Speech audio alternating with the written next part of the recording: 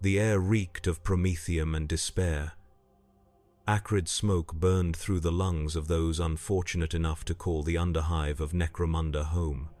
Manufactorum waste seeped through cracked pipes overhead, dripping viscous fluid that burned skin and corroded metal alike. In the distance, gunfire erupted, a common melody in this forsaken place where gangs warred for territory and survival. Amid this industrial hell, reality tore.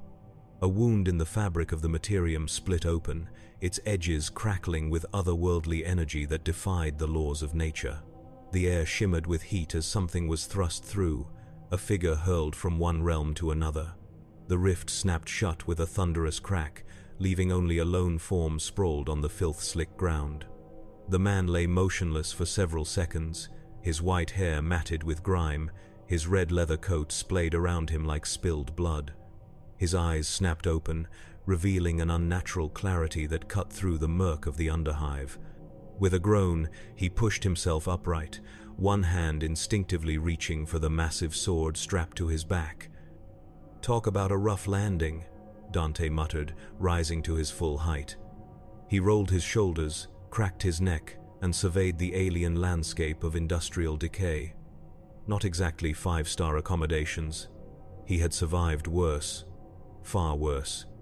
Dante reached out with senses beyond the physical, feeling the strange currents of power that flowed through this place. The energy was familiar yet distorted, like encountering a twisted reflection of something once known. It was demonic in nature, but warped, amplified, as if the very foundations of this reality were saturated with infernal potential. "Well?" he said to no one, a slight smirk forming on his face as he adjusted his coat. "When in Rome." 3 levels above, Inquisitor Horatio Cerelius reviewed the reports with growing concern. The Auspex readings were unprecedented. A massive spike in warp energy had registered in the lower hive, an energy signature unlike any recorded in Imperial archives. It bore similarities to demonic manifestation, but with peculiar variations that suggested something new, something dangerous. "Prepare a kill team," he ordered, his augmetic eye whirring as it adjusted focus. "Full sanctioned psycho support. Whatever breached into the materium must not be allowed to establish a foothold." His aide, a gaunt woman with more mechanical parts than flesh, bowed stiffly. "The local Arbites have already dispatched patrols to the area, Lord Inquisitor. Initial Vox reports describe a humanoid entity in red." Cerelius slid his bolt pistol from its holster, checking its sacred machine spirit with practiced efficiency. The ruinous powers are ever creative in their manifestations. This could be a harbinger of a greater incursion. In the darkness below, Dante moved with predatory grace. The architecture of this place was hauntingly familiar in its Gothic excess, yet alien in its sheer scale and industrial brutality.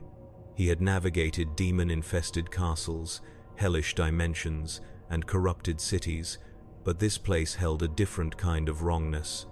It wasn't just corrupted, it was built wrong from the start, designed to crush the human spirit beneath the weight of machinery and dogma.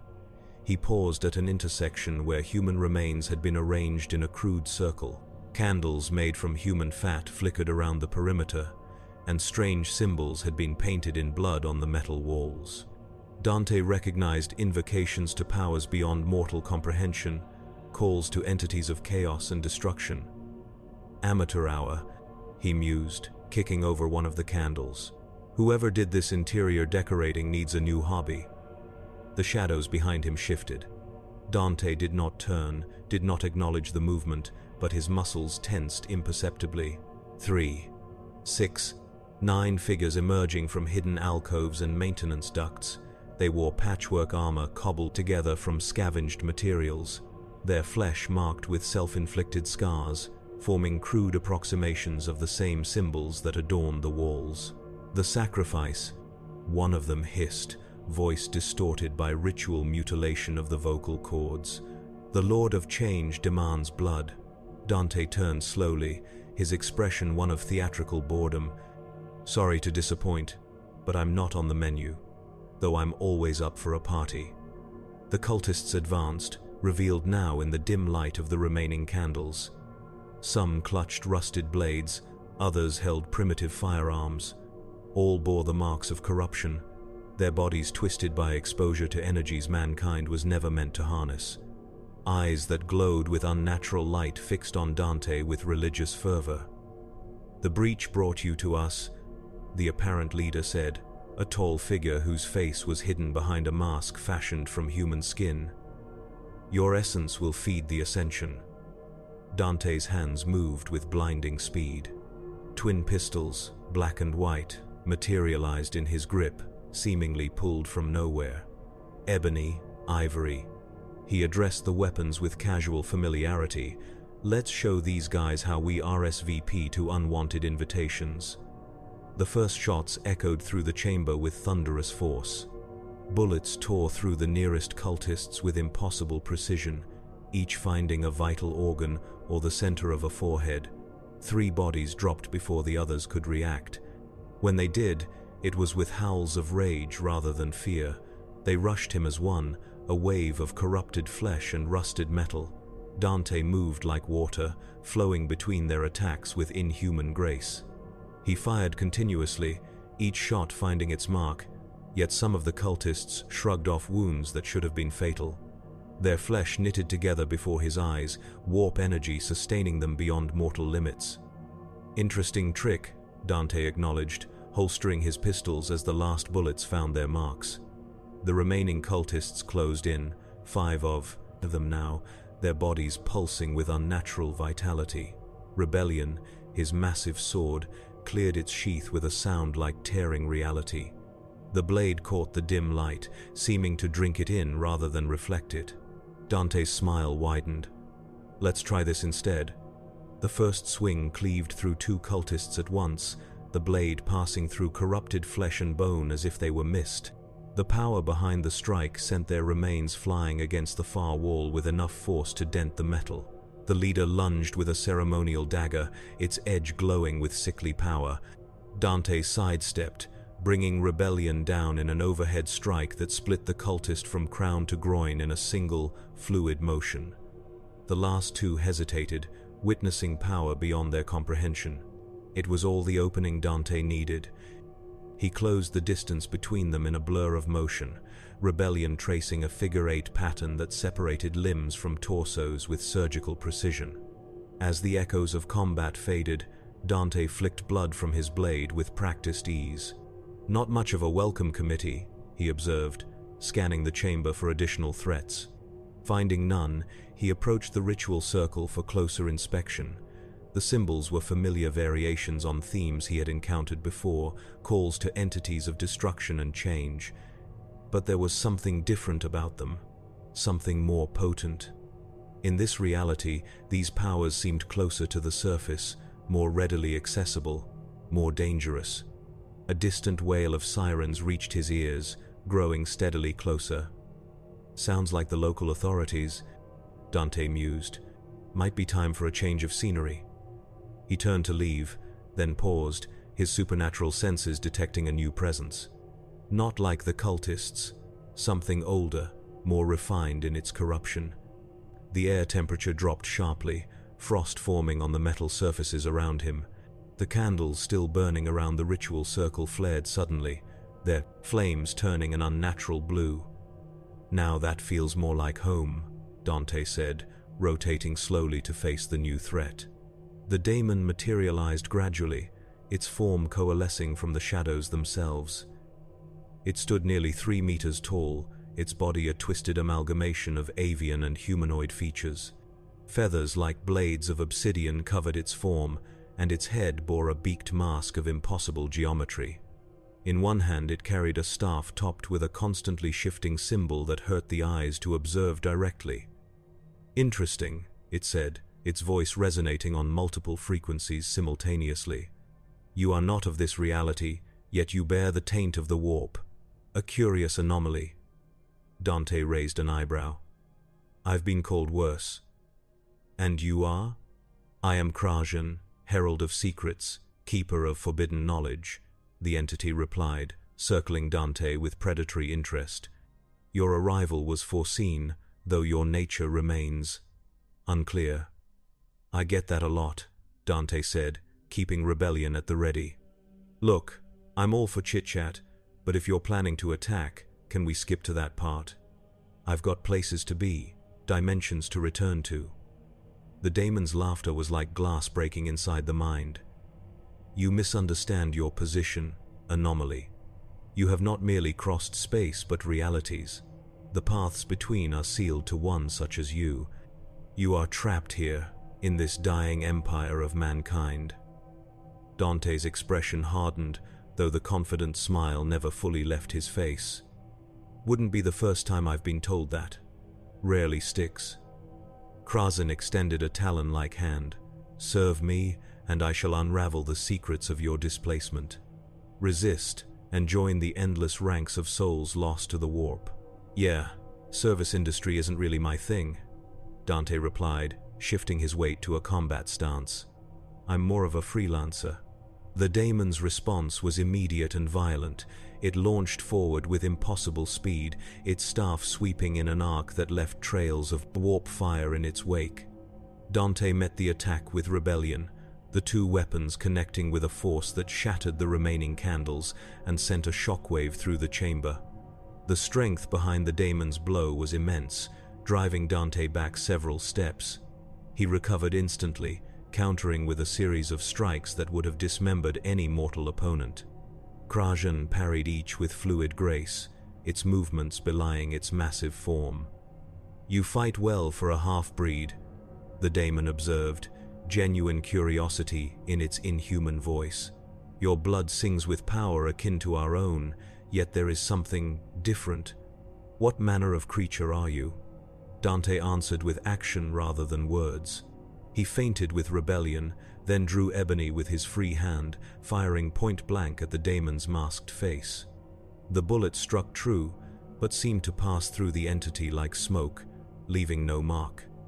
Conventional weapons cannot harm me in this realm, Krasin mocked. I am ascendant here. Let's test that theory, Dante replied, holstering the pistol and gripping rebellion with both hands. The sword began to glow with internal energy, responding to its wielder's will. Dante channeled his demonic heritage into the blade, transforming it from merely exceptional steel into a conduit for power beyond mortal understanding. When he struck again, the difference was immediate and dramatic. Rebellion carved through the Daemon's defenses, drawing a line of ethereal fire across its chest. Krasin shrieked in genuine pain and surprise, retreating several steps as ichor that seemed to defy physical laws dripped from the wound. Impossible. It hissed, its form fluctuating slightly, reality struggling to contain its true nature. What power is this? Dante pressed his advantage, unleashing a barrage of strikes that forced the Daemon further back. Each impact of his empowered blade sent sparks of conflicting energies cascading across the chamber. The walls themselves began to warp and buckle under the strain of containing such power. Just a little family heirloom, Dante said, his voice tight with exertion despite his casual words.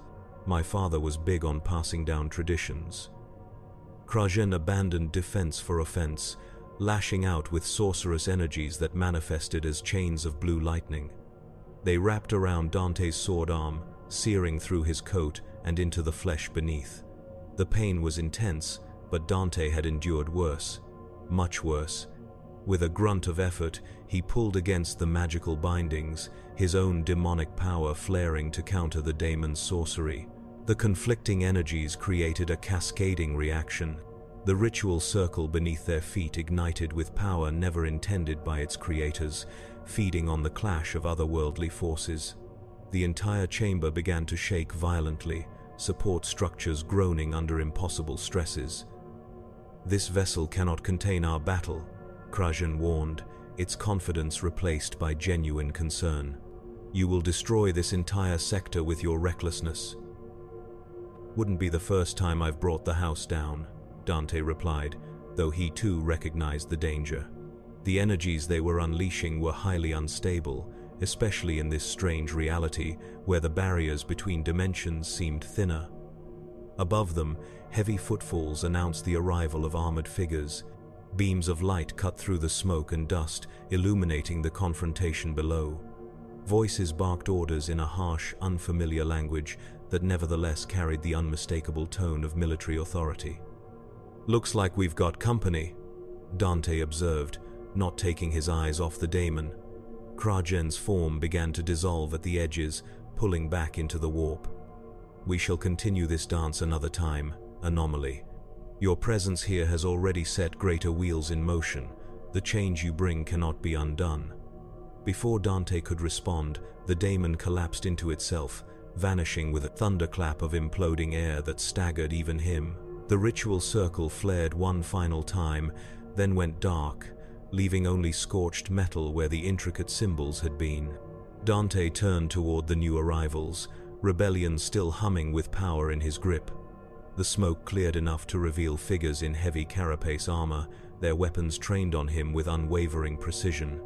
At their center stood a tall man in an ornate coat, his left eye replaced by a mechanical device that whirred as it focused. "In the name of the God Emperor of mankind," Inquisitor Ceralius declared, his bolt pistol leveled at Dante's head, "you will surrender for examination and judgment." Dante assessed the situation with the rapid calculation of one who had faced impossible odds countless times before.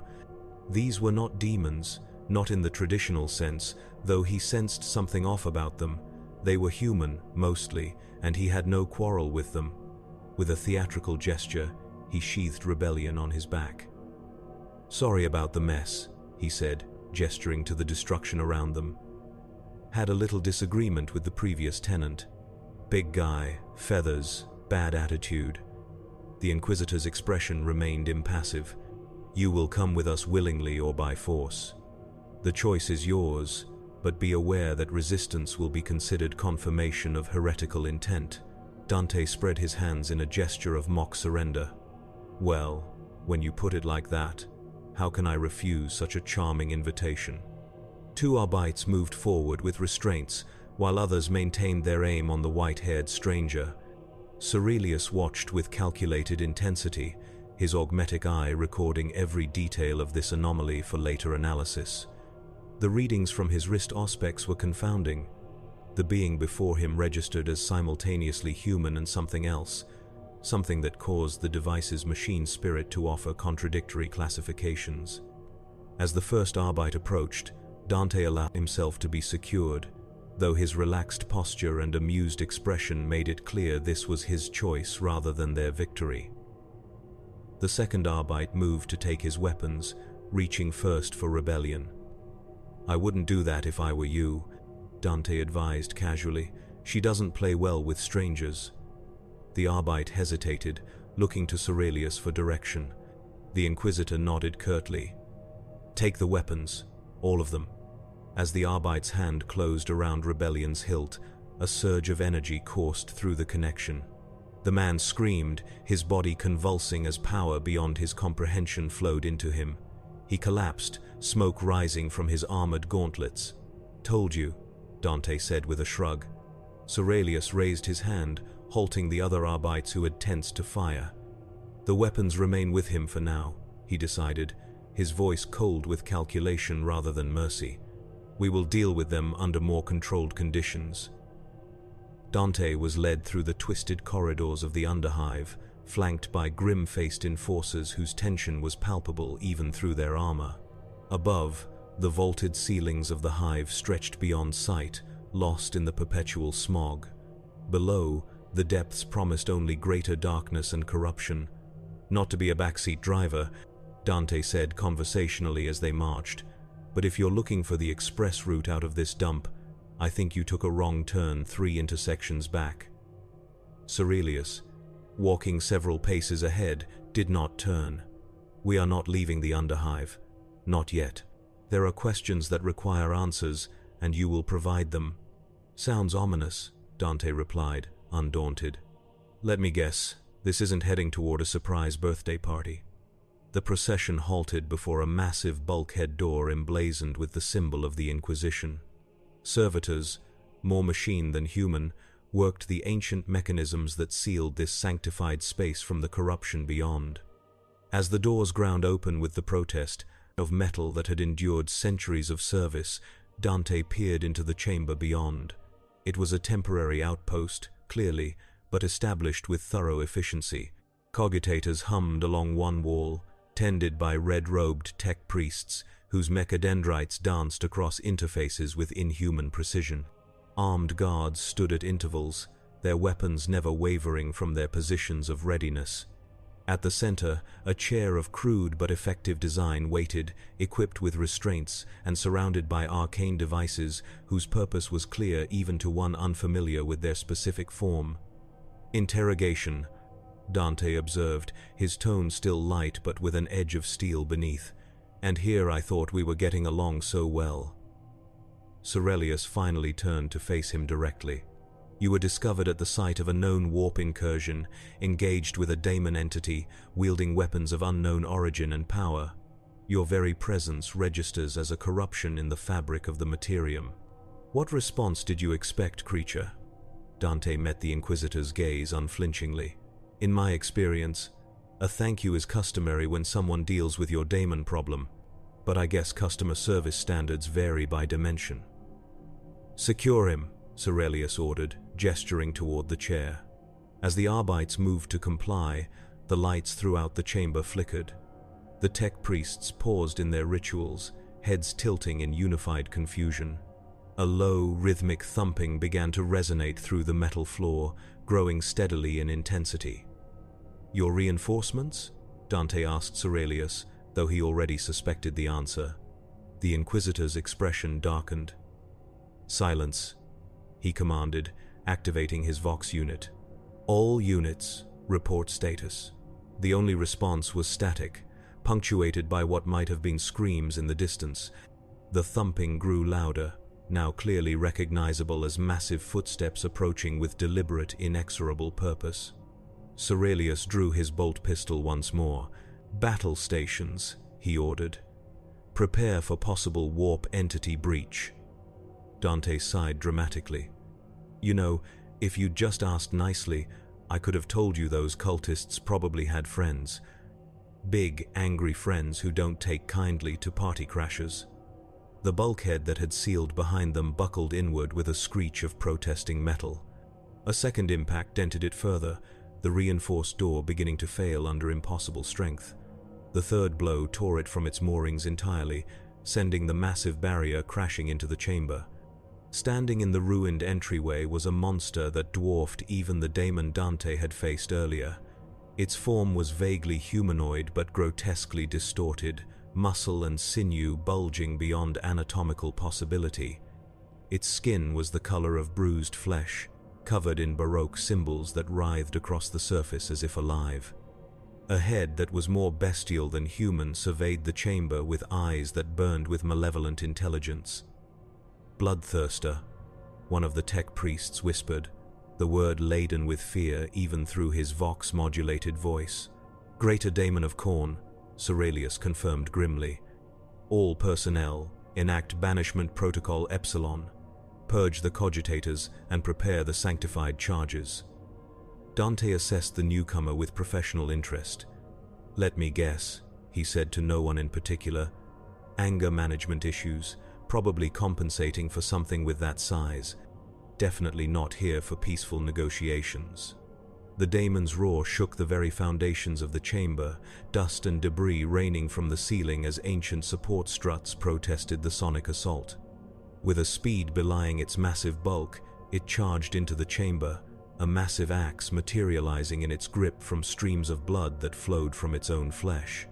The Arbites opened fire as one, a fusillade of las bolts and solid slugs impacting the daemon's hide with minimal effect. Where they did penetrate, the wounds sealed almost instantly, warp energy knitting corrupted flesh with contemptuous ease. Cerelius fired his bolt pistol with practiced precision, each mass-reactive round finding a vital point that would have felled any mortal creature. Against the Bloodthirster, they were mere irritants, drawing its attention rather than slowing its advance. The Daemon swung its axe in a horizontal arc that threatened to bisect half the chamber's defenders in a single blow. Those too slow to duck or dive aside were cut down, their armor offering no more protection than parchment against the warp-forged weapon. "I'm going to consider those restraints optional at this point," Dante announced, his hands already free, though he had not visibly struggled against them. He rolled his shoulders casually, as if preparing for nothing more strenuous than a morning stretch. Ceralius, diving behind a cogitator bank for momentary cover, had no opportunity to object. The Daemon was carving through his forces with brutal efficiency, each swing of its axe claiming multiple lives. The tech priests were frantically working to enact whatever banishment protocol had been referenced, but it was clear they would not complete their task in time. Dante stepped forward, directly into the path of the rampaging Daemon. "Hey, Big Red," he called out, his voice cutting through the chaos with supernatural clarity. "Why don't you pick on someone your own size, or at least someone in your weight class?" The bloodthirster paused in its slaughter, blood-slick head swiveling to focus on this new challenger. Its eyes narrowed, nostrils flaring as it scented something unusual, something that did not belong in this reality. With another earth-shaking roar, it charged toward Dante, axe raised high for a killing blow. Dante waited until the last possible moment before moving. Not a dodge, not a retreat, but a leap directly toward the attacking Daemon. He sailed through the air with impossible grace, clearing the axe's arc and landing on the demon's massive forearm. From this precarious perch, he ran up the limb toward the creature's head, drawing rebellion as he went. The bloodthirster bellowed in rage, trying to dislodge this impudent insect with violent shakes of its arm. Dante maintained his balance effortlessly, as if gravity itself bent to his will. When he reached the Daemon's shoulder, he launched himself higher still, rebellion held in both hands above his head. "Going down," Dante quipped, as he brought the massive sword down with all his strength, directly into the junction between the Daemon's neck and shoulder. Rebellion bit deep, far deeper than any mortal weapon should have penetrated demonic flesh. The bloodthirster's roar transformed into a shriek of genuine pain as black ichor erupted from the wound in a pressurized spray. It reached for Dante with its free hand, massive talons seeking to crush this unexpected threat. Dante abandoned his position, kicking off from the Daemon's body and backflipping through the air to land in a perfect three-point stance several meters away. He rose slowly, rebellion resting casually on his shoulder despite the ichor that now coated its length. "That got your attention," he observed, a challenging grin spreading across his face. "Want to try that again, or should I pencil you in for a second appointment?" The bloodthirster's response was a bellow of pure hatred.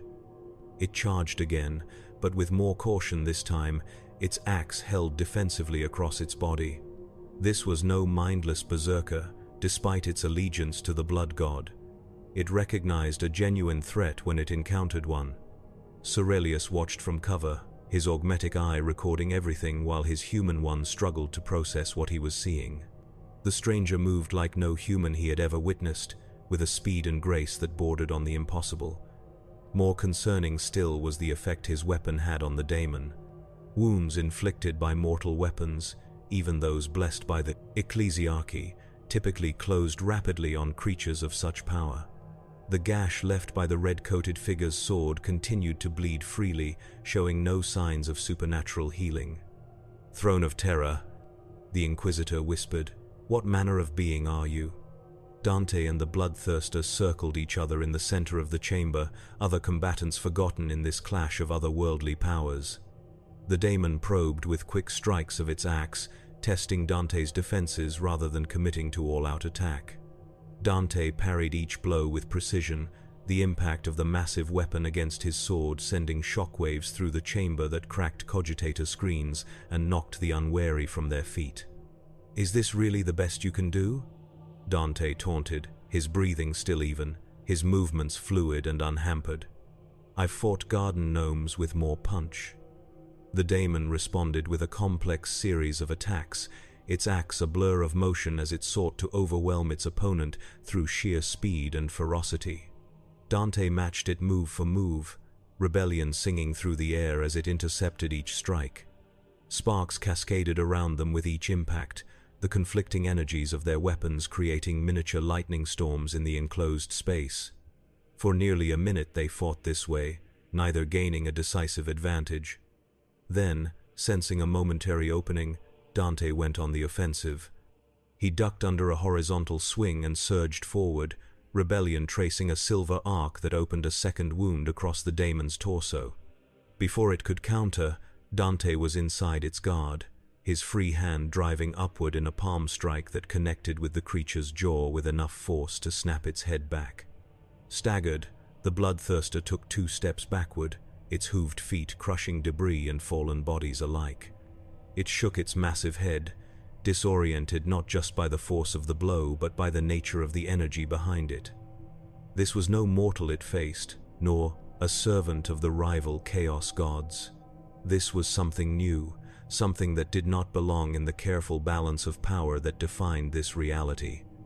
"Enough games," it growled, its voice like the grinding of tectonic plates. "Your soul will adorn the skull throne, anomaly." The Daemon's form began to shimmer, warp energy coalescing around it in a crimson aura that hurt the eyes to observe directly. It was drawing deeply on the powers of the warp, channeling energies that threatened to tear apart the thin veil between dimensions. Dante recognized the danger immediately. He said, his casual tone belied by the sudden tension in his stance. "If you're powering up, only fair I return the favor." He closed his eyes for a brief moment, reaching inward to the core of his being where his demonic heritage resided. In this strange reality, that power responded differently, resonating with the ambient energies of what the locals called the warp. It rose within him like a tide, transforming him from within. Cerelius and the surviving defenders watched in horror as the stranger's form began to change. His skin hardened, taking on a scaled, armored appearance. The white hair rose as if caught in an otherworldly wind, stiffening into a crown-like formation. Most dramatic of all, wings erupted from his back, tearing through his coat in an explosion of crimson leather and ethereal energy. "Devil Trigger," Dante announced, his voice now carrying a harmonic resonance that echoed through multiple dimensions simultaneously. "Let's dance." The transformed Dante moved with blinding speed, crossing the distance to the bloodthirster before the Daemon could complete its own transformation. Rebellion, now glowing with power that matched its wielder's demonic form, struck with the force of a thunderbolt. The blow severed the Daemon's axe arm at the elbow, sending the limb and weapon crashing to the floor where they began to dissolve into streams of blood and energy. The bloodthirster howled in agony and rage, black ichor pumping from the stump in rhythmic gouts. It lashed out with its remaining arm, catching Dante in a glancing blow that would have pulverized any mortal. Even in his empowered state, the impact sent him flying across the chamber, crashing through a cogitator bank before coming to rest against the far wall. Dante rose immediately, shaking off debris with a roll of his shoulders. "Now that's more like it," he said, genuine excitement in his transformed voice. Finally, a workout worth breaking a sweat for. The Daemon charged, its remaining arm extended like a battering ram. Dante met the charge head-on, rebellion held before him like a lance. The collision of powers sent a shockwave through the chamber powerful enough to buckle support columns and send cracks racing across the reinforced ceiling. For several seconds they remained locked together, neither yielding, the conflicting energies of their beings creating a vortex of power that began to warp the physical structure of the chamber itself. Metal supports twisted into impossible shapes. Gravity fluctuated, causing loose objects to float momentarily before crashing down again. The very air seemed to thicken, becoming difficult to breathe for the mortal witnesses. "This ends now," Dante declared, breaking the deadlock with a sudden twist of his body. Rebellion slid along the Daemon's arm, opening a deep furrow in its corrupted flesh before finding purchase in its chest. With a final surge of power, Dante drove the blade home, piercing the core of the demonic entity. The bloodthirster convulsed, its form beginning to lose cohesion as the connection to its warp essence was severed.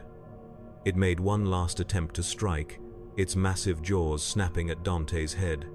Dante responded by twisting rebellion and channeling a final surge of power through the blade.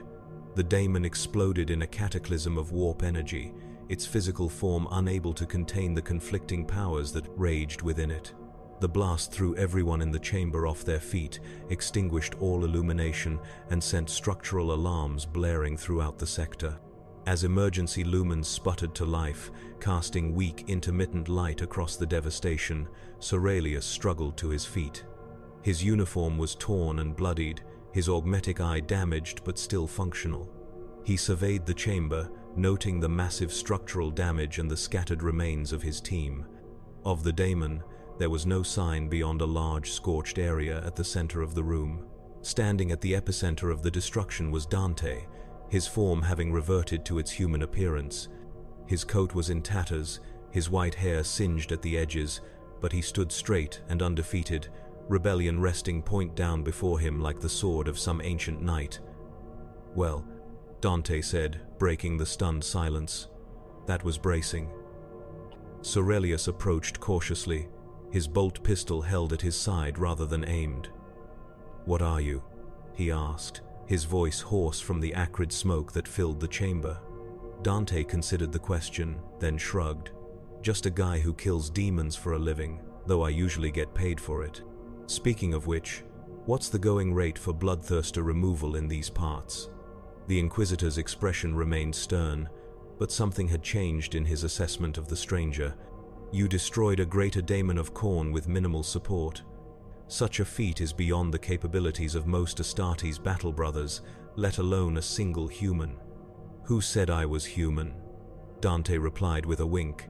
"At least, not entirely." Before Aurelius could respond, his Vox unit crackled to life with urgent reports. Multiple daemonic incursions were being reported throughout the Underhive. The Bloodthirster had not been alone, merely the vanguard of a more significant warp breach. "You have two choices," Aurelius told Dante, his tone brooking no argument despite the shifted power dynamics between them. "Aid us in containing this incursion, or face immediate execution as a potential warp entity." Dante raised an eyebrow. "Has anyone ever told you that your negotiation skills need work?" He sighed dramatically, then sheathed rebellion on his back. "But I suppose daemon slaying is what I do best, regardless of the dimension. Point me at the problem, Inquisitor." Aurelius nodded curtly, activating his Vox unit to coordinate the response. "The primary breach appears to be 3 sectors down, in what was once a Prometheum refinery. The local Arbites are being overwhelmed. Whatever you are, whatever power you wield, we need it now." "Just another day at the office," Dante replied, rolling his shoulders. "Lead the way." The journey through the Underhive was a descent into escalating chaos.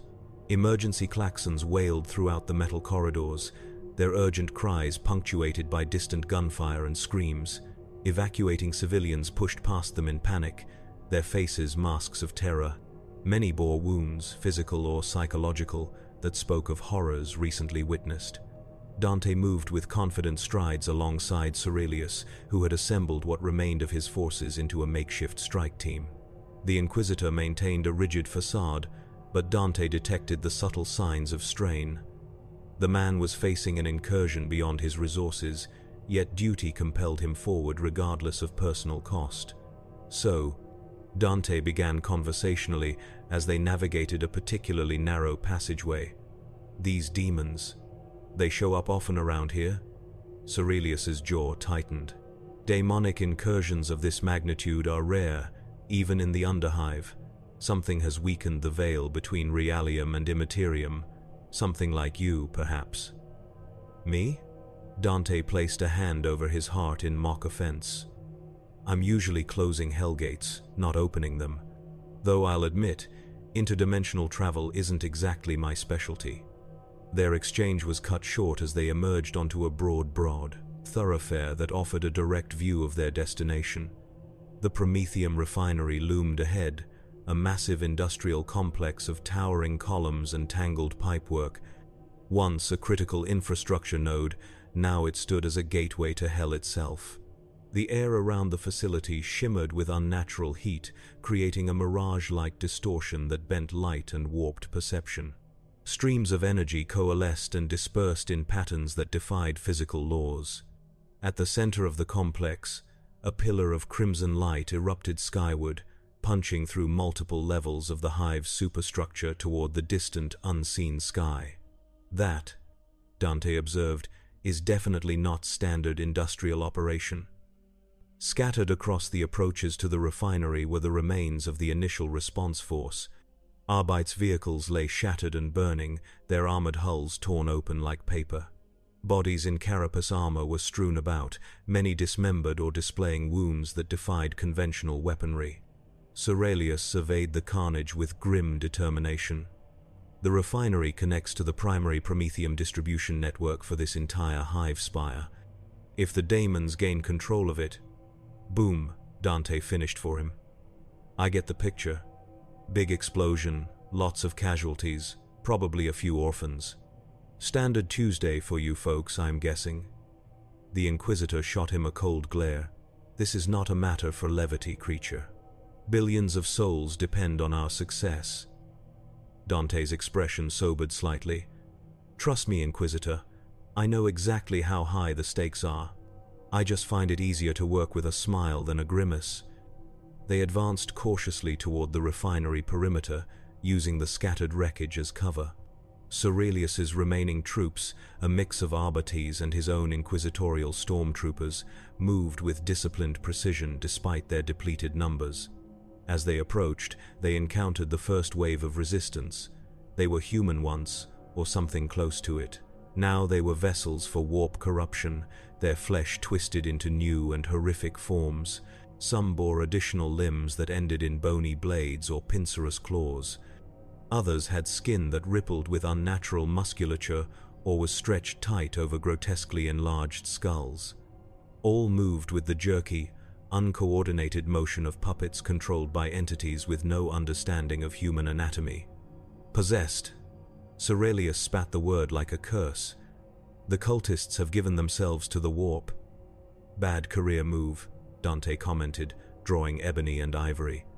Let me handle the welcome party. Before Aurelius could object, Dante was in motion. He crossed the distance to the first wave of possessed with supernatural speed, his twin pistols barking in a rhythmic percussion that sent blessed ammunition tearing through corrupted flesh. Where the Arbates had struggled to put down even single possessed with sustained fire, Dante's bullets found vital points with unerring accuracy, dropping the warped humans with efficiency that bordered on artistry. He moved through their ranks like a dancer, each step precisely calculated, each shot finding its mark. When they closed to melee range, he seamlessly transitioned to hand-to-hand combat, his movements too fast for mortal eyes to track clearly. Limbs were severed, throats crushed, spines broken with casual brutality that nonetheless contained an element of mercy. These were no longer humans but suffering vessels for entities that cared nothing for their pain. Aurelius and his forces advanced in Dante's wake, securing the ground he cleared. The Inquisitor's assessment of the white-haired stranger evolved with each display of superhuman prowess. This was no ordinary abhuman, no simple mutant.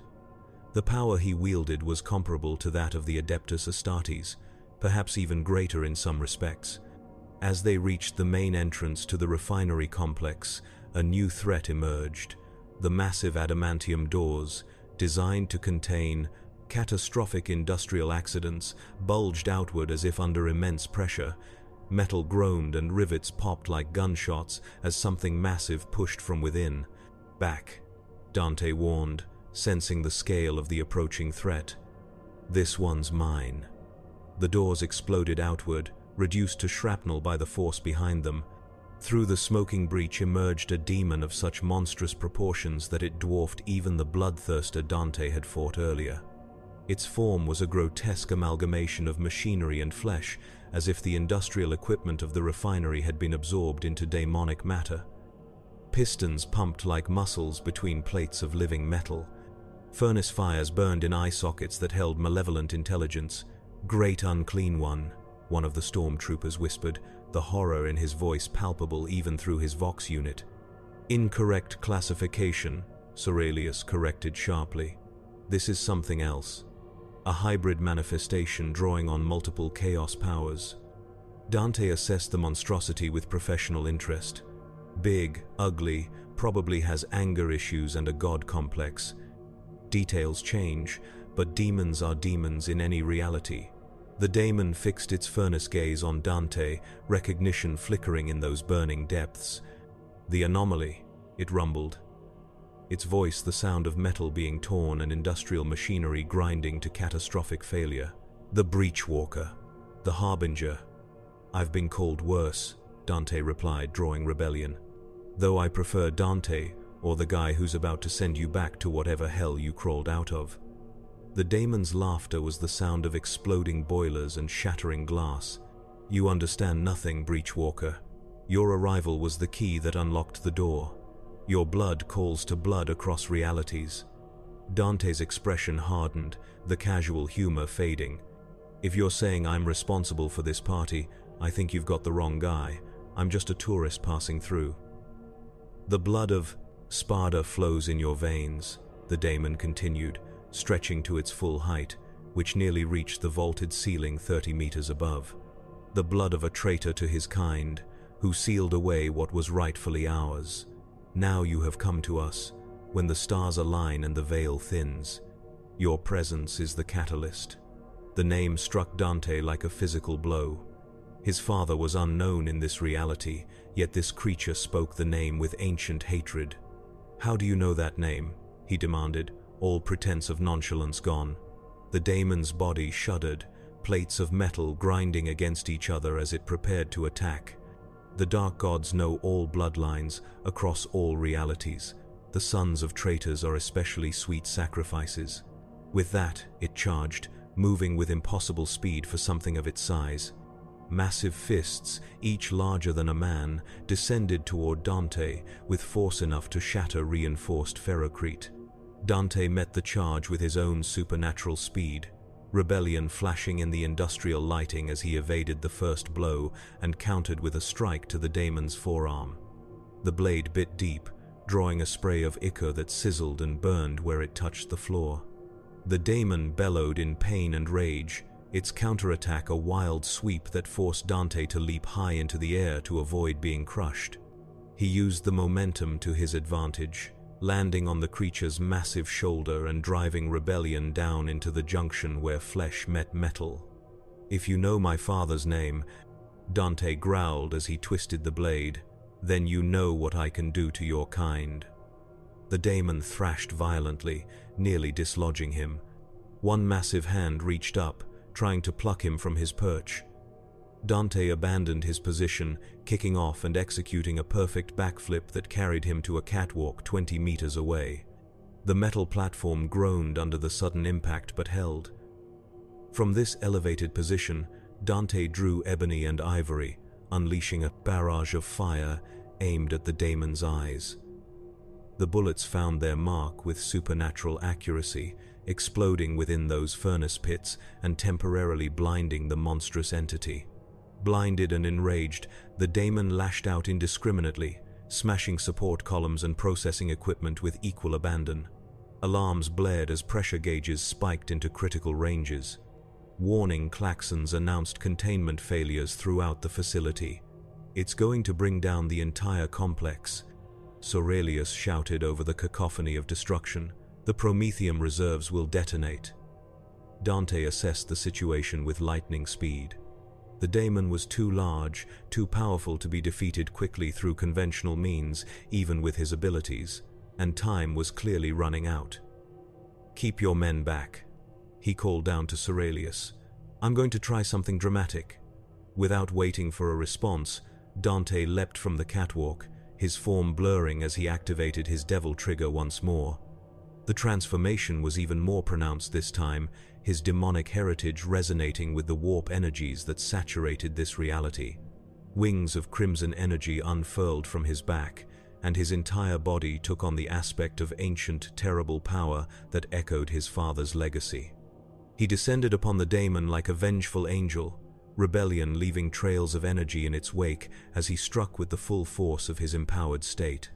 The blade sank deep into the daemon's core, where flesh and machine fused in unholy union. The daemon roared, the sound threatening to rupture eardrums even through protective gear. It reached for Dante with both massive hands, attempting to crush him against its body. Dante held his ground, forcing rebellion deeper still, channeling his power through the blade into the very heart of the monstrosity. "You want a sacrifice?" Dante snarled, his transformed voice resonating on multiple frequencies. "Try this." With a final surge of effort, he unleashed the full potential of his demonic heritage, not as a controlled manifestation but as raw, unfiltered power. Energy exploded outward from the point where rebellion impaled the daemon, cascading through its monstrous form in waves of destructive force. The daemon's body began to break apart, not returning to the warp but being consumed by power that was simultaneously familiar and alien to it. As the creature's form disintegrated, a shock wave of energy radiated outward, washing over the entire facility. "Fall back," Cerelius ordered, recognizing imminent catastrophe. "All forces, emergency evacuation." The Inquisitor's troops needed no encouragement. They retreated at full speed, dragging wounded comrades and abandoning equipment in their desperate flight from the refinery complex. Cerelius himself lingered at the threshold, his augmetic eye fixed on the supernatural confrontation unfolding before him. At the epicenter, Dante maintained his grip on rebellion, even as the energies he had unleashed threatened to consume him as well. The daemon was nearly gone, its form reduced to fragmenting pieces that dissolved into the ether. But the chain reaction had begun. Pressure vessels ruptured, containment fields failed, promethium reserves ignited. The first explosion came from deep within the facility, a thunderous detonation that sent tremors through the entire sector. Secondary explosions followed in rapid succession, each more powerful than the last as the chain reaction spread through the complex's infrastructure. Dante, sensing the imminent destruction, finally released his hold on the dissolving daemon and focused his remaining power on escape. With a massive beat of his energy wings, he propelled himself toward the exit at supernatural speed, just as the main promethium reservoir reached critical failure. The explosion that followed was visible from orbit. A column of fire erupted from the underhive, punching through multiple levels of the vast city structure and temporarily illuminating the perpetually smog-choked sky of Necromunda. The shockwave flattened structures for kilometers in every direction, killing thousands instantly and leaving countless more wounded or trapped in the resulting devastation. 3 kilometers from the epicenter, in a reinforced Arbates bunker that had weathered the worst of the blast, Inquisitor Cerelius tended to the wounded with grim efficiency. His uniform was in tatters, his mechanical eye sparking intermittently, but his purpose remained unshaken. When the blast doors ground open to admit a final straggler, he turned with pistol raised, taking no chances in the aftermath of such corruption. Dante stumbled in, his coat reduced to shreds, his white hair singed and darkened with soot. Rebellion remained strapped to his back, seemingly unharmed despite the cataclysm. He offered a weary smile to the assembled survivors. "Did I miss anything?" he asked, his voice hoarse but unbroken. Cerelius lowered his weapon slowly. "The daemon?" "Toast," Dante confirmed, dropping heavily onto a supply crate. "Along with most of your industrial infrastructure, from the looks of it. Sorry about that. Collateral damage isn't usually my style, but options were limited." The Inquisitor studied him with calculating intensity. "The warp readings are stabilizing. Whatever breach existed appears to be sealing itself naturally without the daemon's presence to maintain it." "Good news, then," Dante said, running a hand through his disheveled hair. "Crisis averted, world saved, only moderate apocalyptic destruction. I'd call that a win." Cerelius was not so easily satisfied. "The daemon spoke of your blood, your lineage. It claimed your very presence was the catalyst for the incursion." Dante's expression sobered. "Yeah, about that. Where I come from, my family has a complicated history with the demon world." Seems some grudges transcend dimensional boundaries. You claim to be a daemon hunter, yet you wield powers akin to the very entities you fight, Sorelius observed, his tone carefully neutral. Such paradoxes are dangerous in the Imperium of Man. Look, Dante said, straightening, I don't know much about your Imperium or its rules. Where I come from, I kill demons, protect humans, and occasionally save the world. The fact that I can tap into demonic power is just a family trait that comes in handy for the job. Before Sorelius could respond, a tech priest approached, his red robes scorched and torn, mechadendrites twitching with agitation. Lord Inquisitor, we have detected a new anomaly. The energy patterns match those recorded at the stranger's arrival. Dante perked up immediately. Another rift? Like the one that brought me here? The tech priest inclined his head in affirmation. The signatures are identical, though the scale is significantly larger. It appears to be forming in the ruins of the Prometheum refinery. Well then, Dante said, rising to his feet with renewed energy. Sounds like my ride home might be arriving. Sorelius's expression remained impassive, but his mind worked furiously behind that stoic facade. This being, this Dante, represented both immense potential and terrible risk. His power against the Daemons was undeniable, a weapon that could serve the Imperium well in its eternal war against the ruinous powers. Yet that same power marked him as dangerous, potentially corrupting, and certainly beyond easy control. The Ordo Malleus would have significant interest in studying you, Sorelius said carefully. Your knowledge of daemonic entities and methods of combating them could prove invaluable to the Imperium's defense. Dante smiled, seeing through the diplomatic phrasing to the offer beneath. Thanks for the job opportunity, but I've got my own demon problems to deal with back home. Besides, he added with a wink, I work better as an independent contractor than part of a bureaucracy. No offense. The journey back to the ruined refinery was undertaken with caution. The devastation was even more extensive than Dante had initially imagined. Entire sectors of the Underhive had collapsed, creating vast chasms where once stood the densely packed infrastructure of human habitation. Fires still raged unchecked in some areas, the local firefighting resources overwhelmed by the scale of the disaster. At the epicenter, where the Prometheum refinery had once stood, nothing remained but a massive crater of fused metal and glass. The heat of the explosion had been so intense that ferrocrete had melted and re-solidified into flowing sculptures of industrial devastation. And at the center of this devastation, a new phenomenon was taking shape. It began as a pinprick of light, too bright to look at directly, hanging suspended above the crater floor.